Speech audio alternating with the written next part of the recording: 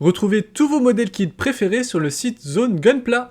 Vous pouvez bénéficier de 5% de remise sur tout le site avec le code MECAGUNPLAY5 et pensez aussi à utiliser le code WELCOME10 pour bénéficier de 10% de remise sur votre première commande. D'ailleurs, en ce moment, il y a le calendrier Zone Gunpla. N'hésitez pas à les suivre sur les réseaux sociaux pour pouvoir tenter de gagner plein de cadeaux autour du Plamo. Des Gunpla, mais également des produits dérivés. Les liens sont en description. Bonjour à tous et à toutes, ici MECAGUNPLAY, ça faisait longtemps. J'espère que vous allez bien en ce mois de décembre et que vous avez demandé plein de Gunpla pour Noël. Aujourd'hui, je voulais vous partager mon dernier custom. Le modèle que j'ai customisé est le Gundam TR6 Woundward Psycho Blade Custom de la série Advance of Zeta. Il s'agit d'un kit P Bandai. Encore un Gunpla OZ, je sais, mais les personnes qui me suivent depuis un petit moment savent à quel point j'apprécie le design de cette série. Alors on va faire un petit tour de la boîte. Comme la grande majorité des kits P Bandai, la couleur de la boîte est assez uniforme, avec des nuances allant du blanc au bleu foncé, voire noir, car il s'agit d'un recolor du Woundward classique. La grosse différence est la coiffe de cette version.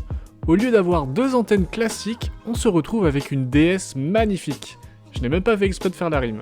D'ailleurs, vous pouvez choisir entre les deux, mais bon, on va pas se le cacher, la DS est quand même beaucoup plus jolie. A l'intérieur, on va retrouver des grappes noires pour l'armure, violette-grise pour les pièces internes, du blanc, du rouge et du jaune. Pour ce custom, j'ai voulu utiliser à nouveau le Go-Chrome de chez Stardust. Je l'avais déjà présenté rapidement dans ma vidéo custom de mon New ZL. Alors il s'agit d'une peinture assez spéciale puisqu'elle permet d'obtenir un chrome miroir avec une seule couche sur vos pièces. C'est assez magique, je vous ferai un retour d'expérience pendant la vidéo. J'ai choisi le chrome pour les pièces d'armure. Pour les pièces internes, je suis parti sur du gloss black de chez Valero, qui est vraiment génial je trouve. Pour les pièces blanches, je me suis rabattu sur un dark aluminium. Et pour les pièces rouges, j'ai fait un mélange entre un rouge métallique et un rouge classique. J'ai pris du vert métallique pour remplacer les planches de stickers. Et pour le jaune, j'ai choisi de l'or, toujours de la marque Valero. En fait, pour résumer, je suis parti sur un mélange de chrome et de couleurs métalliques, tout en restant proche du schéma de couleur initial. Petit focus sur le manuel, vous verrez que vous aurez le choix entre deux paires de jambes, l'une style Psycho Blade Custom, l'autre Black Ares Rizeon. Et personnellement, j'ai opté pour la première configuration.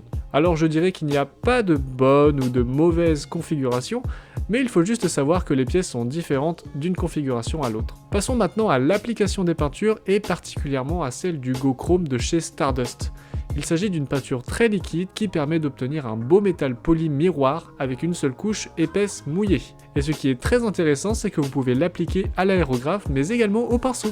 Mais attention, la peinture n'est pas acrylique, elle ne peut pas être diluée à l'eau. Et n'appliquez pas de vernis sinon vous risquez de perdre l'effet miroir. Pour l'utiliser à l'aérographe, il suffit d'en verser dans votre godet à une pression entre 1,5 et 1,8 bar et d'être à 5 cm environ de votre pièce. Finalement, comme si vous utilisiez une autre peinture classique. Attention, même si le Go-Chrome doit être appliqué avec une couche épaisse, il ne faut pas trop en mettre au risque de masquer certains détails.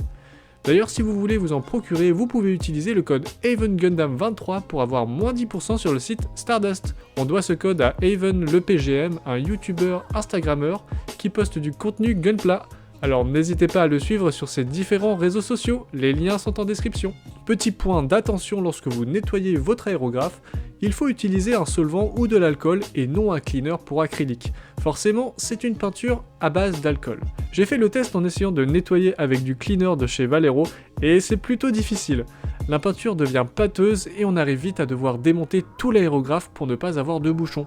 Et autre problème, en utilisant un cleaner acrylique, lorsque vous utilisez le Go-Chrome à nouveau, il peut y avoir un mélange peinture/nettoyant, ce qui peut entraîner l'apparition d'irrégularités lors de la pulvérisation. Là, vous pouvez voir quelques défauts de surface, voire beaucoup. Pour y remédier, de 1. Utilisez un solvant pour le nettoyage. De 2. Assurez-vous qu'il n'y ait pas d'autres liquides pouvant se mélanger avec le Go-Chrome dans votre godet. Et de 3. Si vous observez des impuretés, vous pouvez toujours réaliser une deuxième couche de secours. Chose que j'ai faite pour rattraper certaines pièces. Alors pour le reste des peintures, c'est relativement simple. Une sous-couche de gloss black et par-dessus les couleurs métalliques. Et nous arrivons à la séquence avec toutes les pièces peintes. Je vais vous faire un petit tour rapide des résultats. Déjà le Go-Chrome qui rend super bien je trouve. Je n'ai pas appliqué la peinture aussi bien que je l'aurais voulu, mais pour l'instant le résultat me convient. Vraiment c'est dingue, plus besoin d'acheter du Paint Van Dyke Special Coating, vous pouvez obtenir un effet chrome tout seul facilement. Ensuite nous avons les pièces noires avec le gloss black, pareil avec une couche relativement épaisse, vous pouvez obtenir un bel aspect brillant. Je recommande ce noir, il est vraiment top. Concernant les pièces rouges, j'ai appliqué au pinceau du vert métallique, notamment pour les yeux, et vous verrez plus tard que j'aurai utilisé également ce vert pour remplacer les stickers qui étaient intégrés au kit. Et idem pour les pièces en dark aluminium, elles rendent bien aussi globalement. Côté gold, je voulais vous montrer de plus près la coiffe, et je trouve que la peinture a vraiment fait ressortir la déesse. Franchement, ça vaut vraiment le coup de peindre cette partie du casque, ça fait vraiment la différence. Maintenant, place au montage.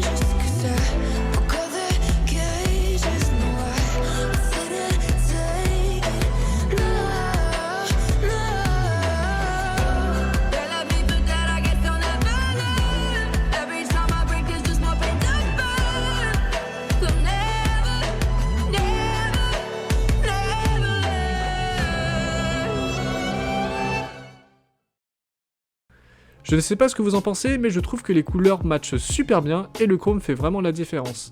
J'aime beaucoup l'effet miroir, on a l'impression qu'il a été forgé. Il y a quand même pas mal d'imperfections, on sent que je n'ai pas été régulier pendant toute la phase de peinture, mais bon, je trouve que dans l'ensemble, ça va, je ferai mieux la prochaine fois.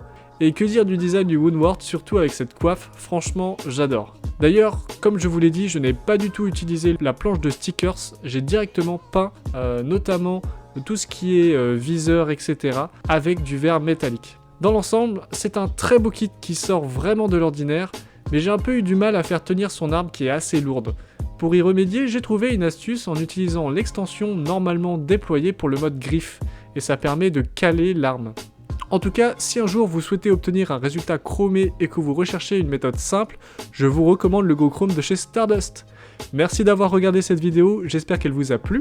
Comme d'habitude, n'hésitez pas à la liker, la partager, à vous abonner à ma chaîne YouTube et à me suivre sur Instagram si vous voulez plus de contenu Gunpla. Autrement, je vous dis à bientôt pour une nouvelle vidéo autour du Plamo. Passez de bonnes fêtes de fin d'année, Jamata!